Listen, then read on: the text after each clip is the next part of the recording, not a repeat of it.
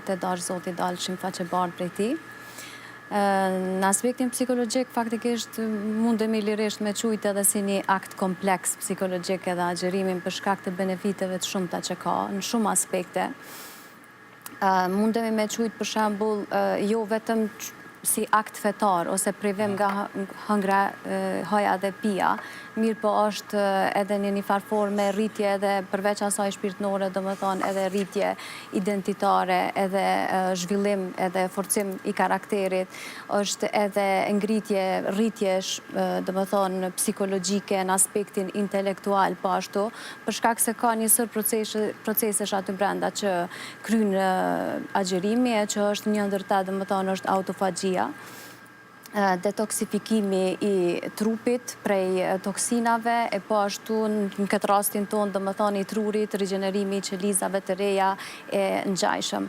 Nëse e shohim nga aspekte teorike tjera psikologjike, domethënë është delayed gratification, e që në realitet është kryer një eksperiment me marshmallow, domethënë me fëmijët që janë privu prej ushqimit për me pa se sa po arrin, domethënë privimi nga ushqimi me vetdëshirë, okay? Jo për shkak se është një imponim i ngjashëm, edhe domethënë ky studim domethënë ka rezultuar që këta fëmijë, domethënë fëmijët të cilët kanë arrit domethënë me ndal veten, me privu veten prej një kënaqësie që është më impulsive, prej diçkaje që është dëshirë më njëhershme, ata kanë arrit me pas domethënë funksion shumë më të mirë të korteksit prefrontal, domethënë që ka bërë rregullimin emocional të fëmijës po se po, domethënë ka bërë balancimin mes sistemit limbik edhe atij domethënë racional, mirë po kanë qenë me performancë shumë atë mirë në aspektet mësimore, domethënë kanë qenë më vonë, domethënë më pa që kanë qenë njerëz me fëmijë të suksesshëm në shkollë, me rregullim emocional shumë atë mirë, me ndërveprim social shumë më të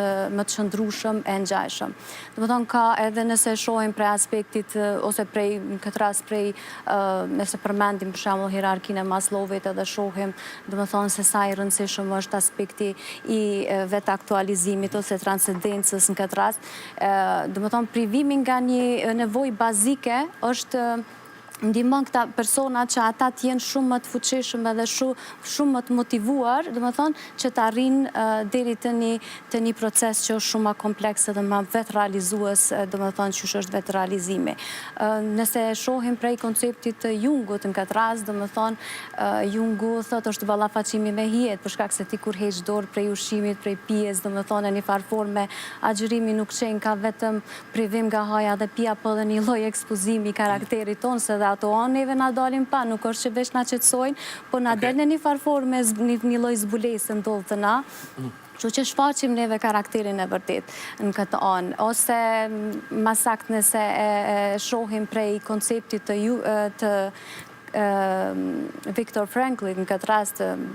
nuk i ti nevojë, domethënë, nuk ka ndaj vetdisiplina jote, nuk ka ndaj arsye, për shkak vetdisiplina ose shtypje nëse ti realisht nuk e keni pse, nuk e keni motiv shumë madhor, domethënë, për një privim të një diçkaje, që në këtë rast, domethënë që është njëti për Zotin në këtë rast.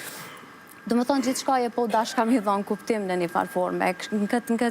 këtë prizën faktikisht e ka pa edhe Viktor Frankli. Në shumë aspekte tjera, domethënë që ndoshta në ndërkohë gjatë bisedës mundemi mund ndërlidh edhe me shpjegu, mirë po është përveç se privim, është vetë kontroll, është rritje, është rregullim emocional dhe është ekspozim po ashtu i karakterit dhe vetes tonë të vërtet. Sidomos orët e fundit. Para iftarit. Ka pak bëhemi nervoz. Okej, faleminderit shumë. Me saktë. Korap.